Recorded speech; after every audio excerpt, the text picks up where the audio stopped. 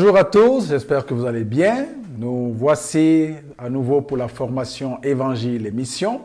Et notre chapitre aujourd'hui, c'est le chapitre 6 sur la puissance du Saint-Esprit.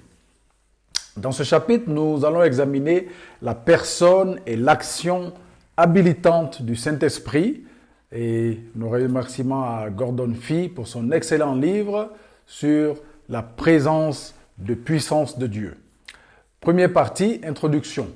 Gordon Fee, alors, nous dit que les chrétiens du Nouveau Testament vivaient avec une vision évangélique radicale de la vie, selon laquelle le royaume de Dieu était entré par effraction, grâce au Christ, à sa résurrection d'entre les morts, ainsi qu'au don du Saint-Esprit répandu le jour de la Pentecôte dans Acte 2.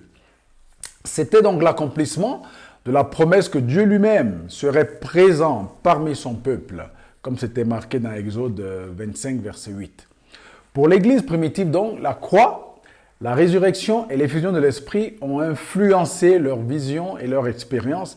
Ils ont fait l'expérience puissante de l'action du Saint-Esprit parmi eux et ils ont réalisé ces choses suivantes. Premièrement, la venue de Jésus et la résurrection des morts marquent l'événement final du calendrier de Dieu. La preuve que la fin est arrivée, dans 1 Corinthiens 10, 11, on voit que ces choses leur sont arrivées pour servir d'exemple, mais elles ont été écrites pour notre instruction, à nous sur qui la fin des temps est venue.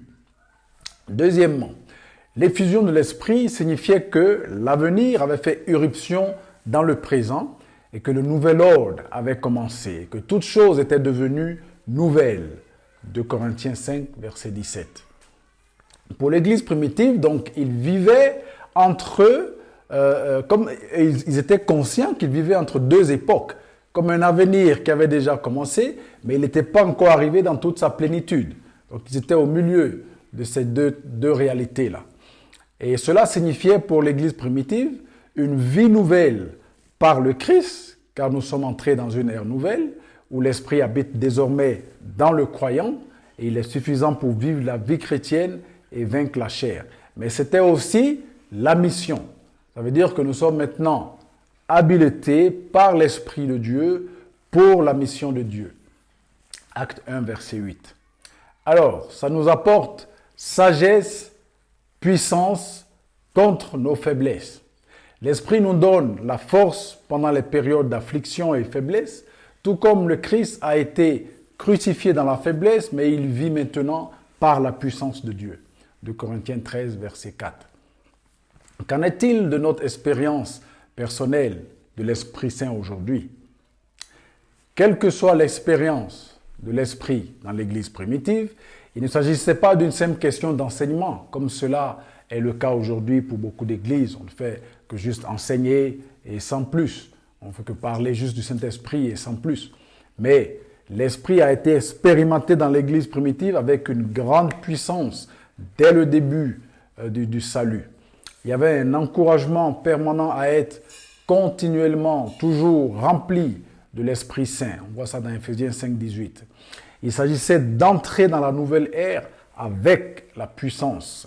C'est cette expérience qui a rendu l'Église primitive si efficace dans une culture païenne de l'époque.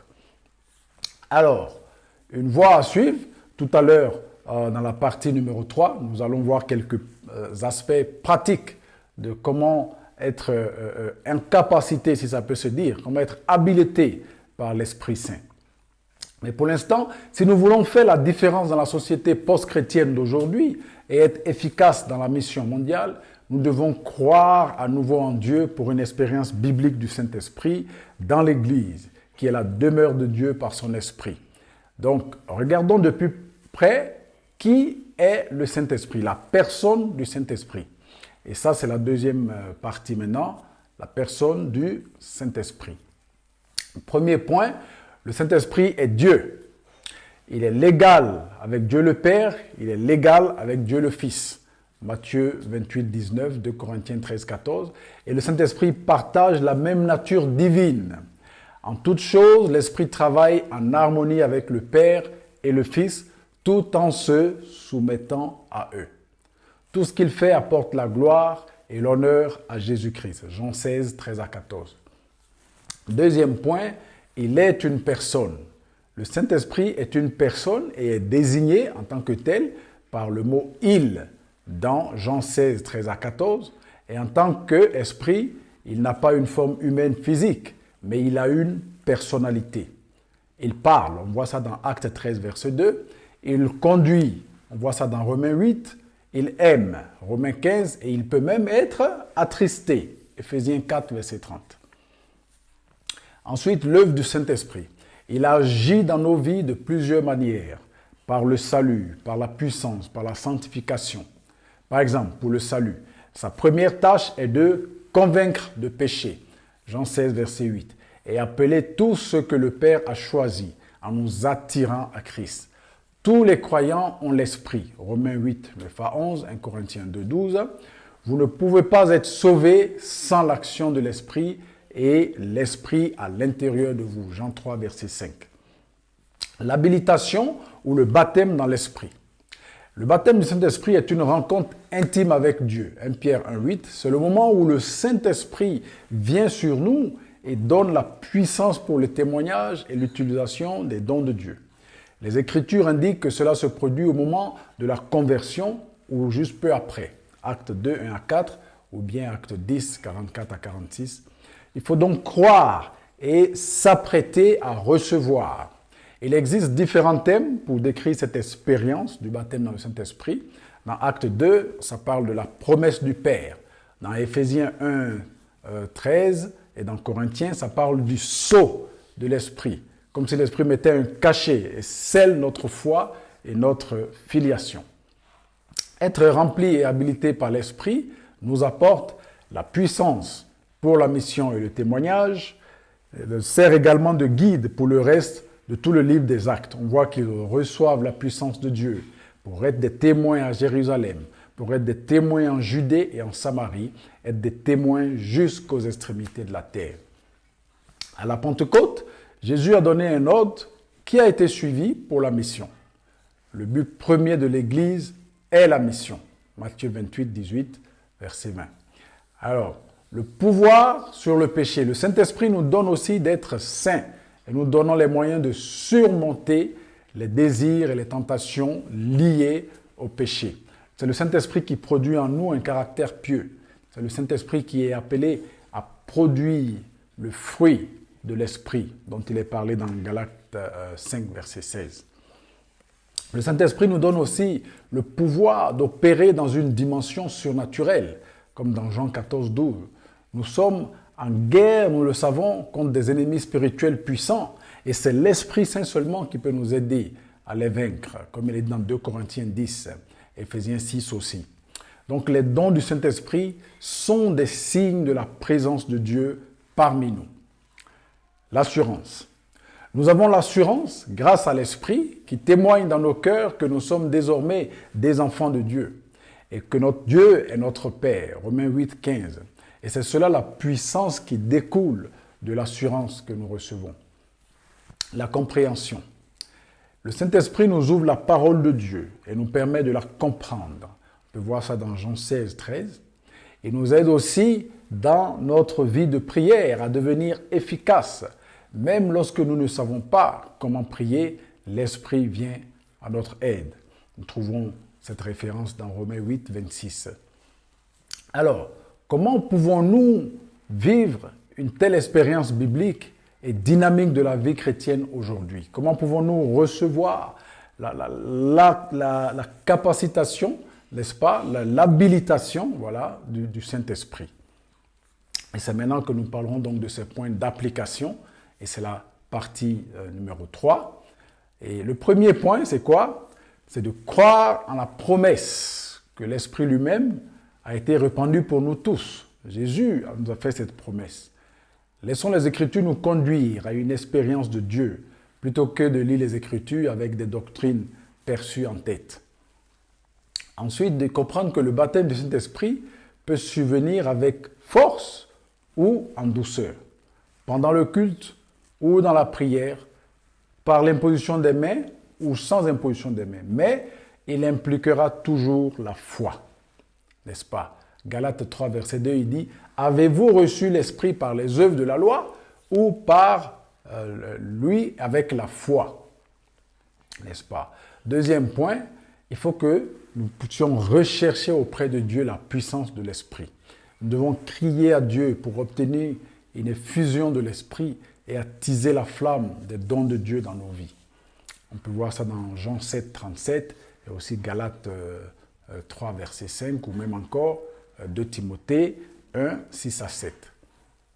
Troisième point, comment nous devons demander et regarder le Christ avec foi pour recevoir. Car c'est lui, le Seigneur Jésus-Christ, qui envoie l'Esprit parce qu'il a été exalté.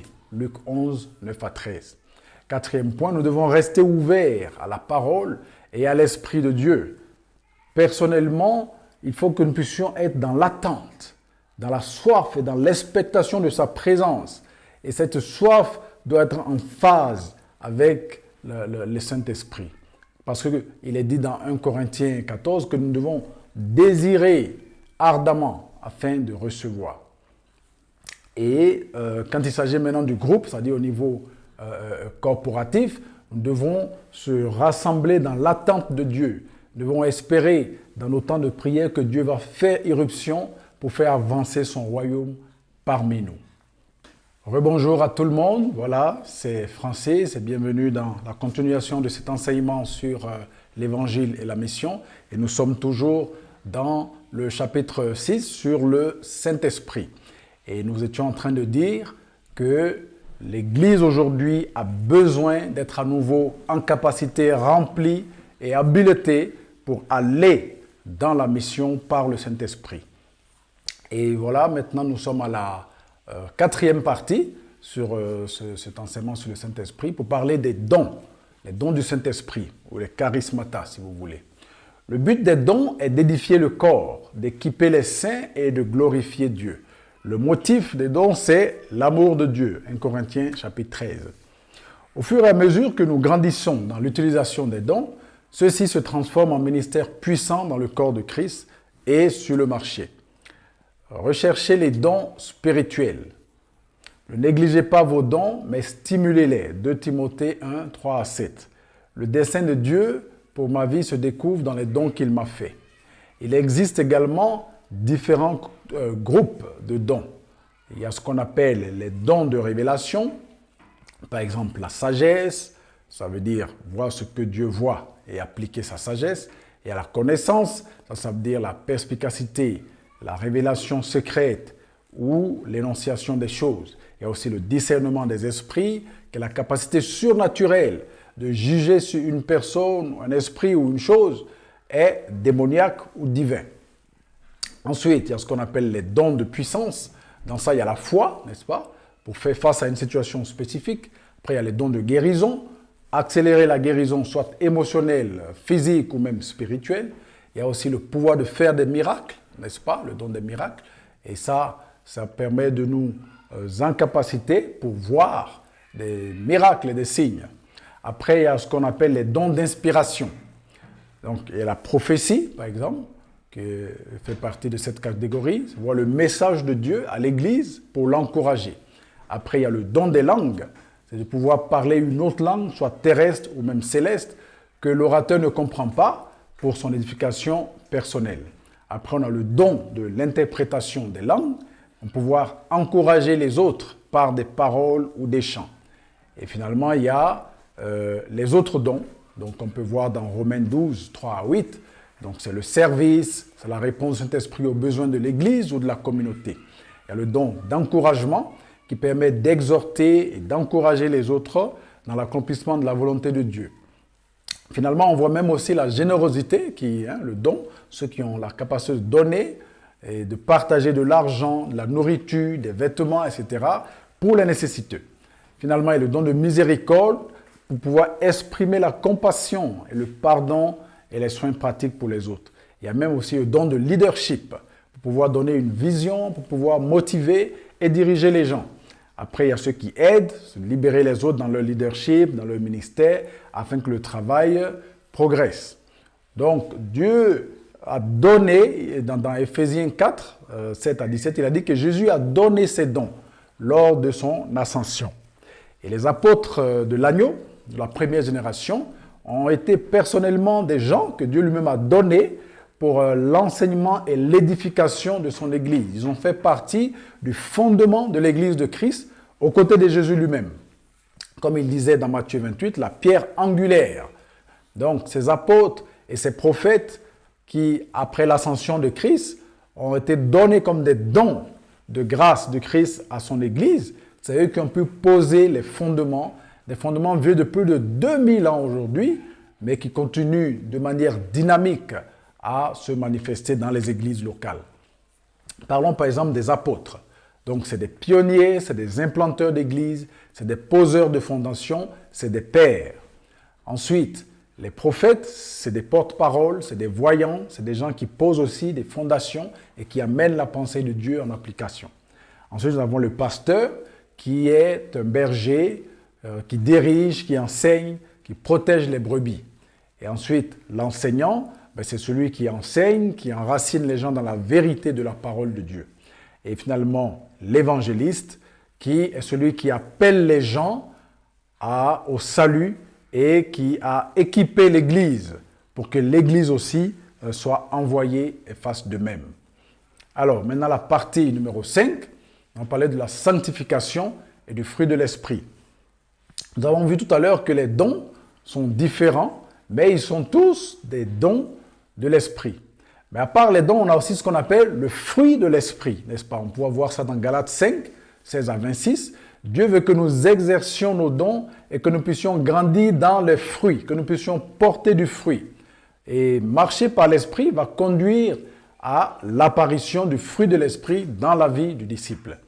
Comment nous allons y parvenir? Par exemple, la sanctification. C'est à la fois un acte, mais c'est aussi un processus.